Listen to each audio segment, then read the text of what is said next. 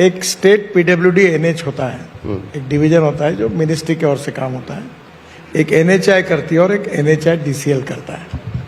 तो ये तीनों का अभी करीब नॉर्थ ईस्ट में हम 4 लाख करोड़ के काम कर रहे हैं, यानी आसाम और इसमें। जम्मू कश्मीर में 2 लाख करोड़ से ज़्यादा काम कर रहे हैं। तो ये अलग अलग काम जो है कुछ पूरे हुए हैं, कुछ प्रोसेस है अभी अधूरे हैं, कुछ डीपीआर बन रहे हैं और कुछ के टेंडर हुए हैं, लेकिन और कुछ प्लानिंग में है। पर मैं आपको एक बात बता दूं, अब रोड की बात तो सबको पता है। अब हमारी प्रायोरिटी ये है कि हम पब्लिक ट्रांसपोर्ट में ज़्यादा काम कर रहे हैं और उसके लिए 360 हम रोपवे, केबल कार, फेनिकुलर रेलवे के प्रपोजल पर काम कर रहे हैं। 5-7 अभी तुरंत 1-2 महीने में शुरू भी होंगे।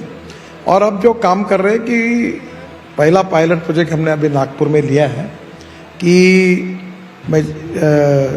जो बस है वो 18 मीटर की है और फ्लैश चार्जिंग सिस्टम है, यानी बस खड़ी होगी और 20 सेकंड में वो 40 किलोमीटर के लिए चार्ज होगी और 18 मीटर उसकी लेंथ है और 135 लोग बैठेंगे।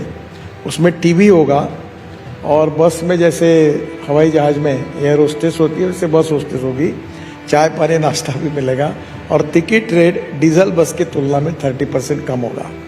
तो अब हम लोग ये ट्रांसपोर्ट बड़े प्रमाण पर दिल्ली से जयपुर इस पर भी अध्ययन कर रहे हैं। धौला कुआं से मानेसर बहुत ट्रैफिक जाम होता है, ऊपर के ऊपर स्काई बस की टेक्नोलॉजी हमारे पास आई, उस पर अध्ययन करके वो भी कर रहे हैं। तो अब पब्लिक ट्रांसपोर्ट को भी हम कर रहे हैं। लॉजिस्टिक पार्क हमने काफ़ी बनाए, मल्टी मॉडल हब बनाए।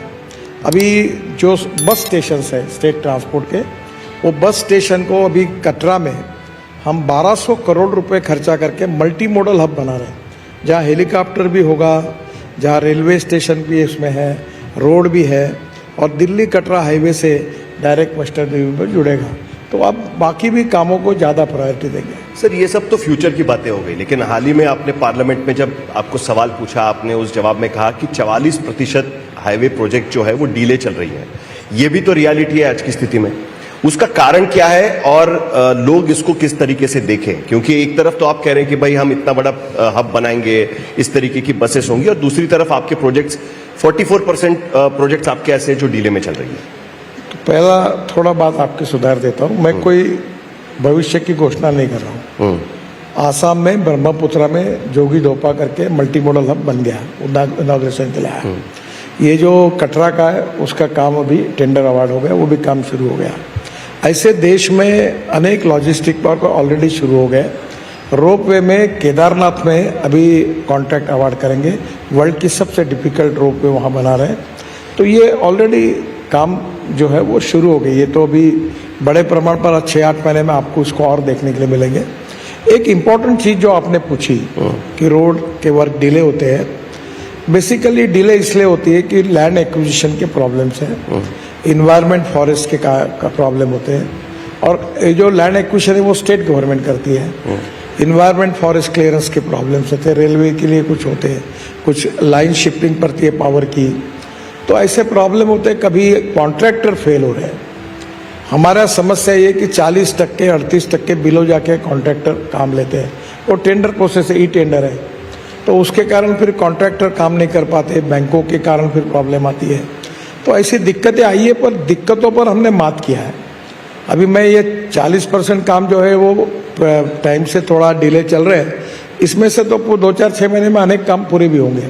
पर मैं जब मंत्री बना तब 406 प्रोजेक्ट 3,85,000 करोड़ के बंद पड़े थे 2014 में, और हमने 40,000 करोड़ के प्रोजेक्ट टर्मिनेट किए और हिंदुस्तान की बैंकों को हमने 3 लाख करोड़ के एनपीए से बचाया और वो प्रोजेक्ट फिर से चालू कराए और वो फिर से बैंकों को भी पैसे मिले, जो अकाउंट एनपीए थे वो नहीं हुए और प्रोजेक्ट भी पूरे हुए।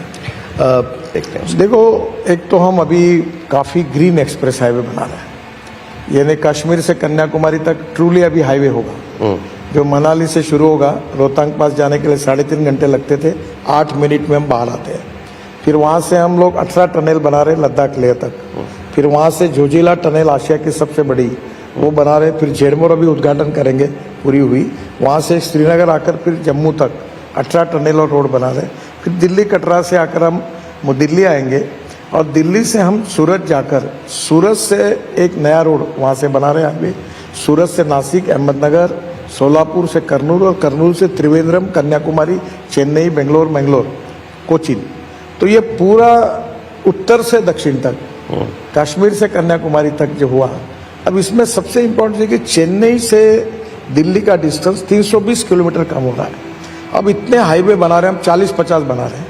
इससे देश का मैप बदल जाएगा। और सबसे इम्पोर्टेंट चीज़ कोई है तो लॉजिस्टिक कॉस्ट हमारी आज 14 से 16% है, ये चाइना की 8% है और यही यूरोपियन कंट्री और अमेरिका में 12%। आपको कम करनी पड़ेगी। मैं 2 साल के अंदर फ्यूल और रोड में हम इतना अच्छा काम करेंगे कि ये सिंगल डिजिट पे 9% पे आएगी और 9% में आने के कारण हमारा एक्सपोर्ट 1.5 गुना होगा।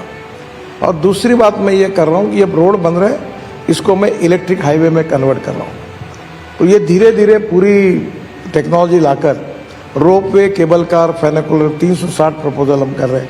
अब धीरे धीरे हम मास रैपिड ट्रांसपोर्ट ये बड़ा कंफर्टेबल अच्छा बनाएंगे ताकि लोग गाड़ियों का उपयोग कम करें।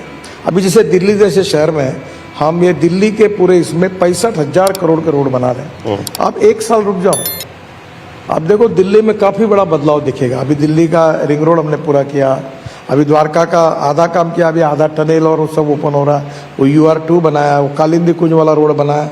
अभी दिल्ली देहरादून का 15 दिन में प्रधानमंत्री के हाथ से 2 पैकेज का उद्घाटन हो रहा है। तो ये पूरे होने से इसके टोटल परिस्थिति बदल जाएगी। चलिए, फरवरी में दिल्ली के चुनाव भी है और आपको तब भी दिल्ली में आकर ये सब बातें बतानी होगी। हम जनता का बेनिफिट, इकोनॉमी डेवलप करें, ग्रोथ रेट को बढ़ाएं, एग्रीकल्चर रेट बढ़ाएं, विकास दर बढ़ाएं, हम लोगों को अच्छी फैसिलिटी दें, हम अच्छे मार्केट्स बनाएं, अच्छे रोड बनाएं, अच्छे एयरपोर्ट बनाएं, अच्छे रेलवे स्टेशन बनाएं ताकि उनका लाइफ सस्टेनेबल हो। हम देश को इकोनॉमिकली स्ट्रांग बनाएं और जब ये सब करते तो उसका अल्टीमेट फ़ायदा देश के लोगों को मिलता ही है। देन स्टैंडर्ड ऑफ लिविंग, जैसे अभी भूटान के प्रधानमंत्री जी ने यूनो में डोमेस्टिक हैप्पी ह्यूमन इंडेक्स की बात की थी। तो actually domestic happy human index ने क्या है कि सबके बच्चों को अच्छी स्कूल मिलनी चाहिए, गांव में रोड होना चाहिए, 24 घंटे बिजली मिलनी चाहिए, शुद्ध स्वच्छ पानी मिलना चाहिए, गैस और बाकी पेट्रोल डीजल जो फ्यूल की कीमतें रिजनेबल होनी चाहिए। और ये सब छोटी छोटी बातों से सुखांक बढ़ता है। तो अल्टीमेटली हम लोकतंत्र में आए हैं, वो लोगों का भला करने के लिए आए हैं। पर अब स्वाभाविक रूप से क्या होता है कि एक पार्टी ये पॉलिटिक्स शुरू कर देती है, ये बांटो वो बांटो, फिर दूसरी करती, फिर तीसरी करती। तो प्रॉब्लम क्या होता है कि सभी कर देते हैं।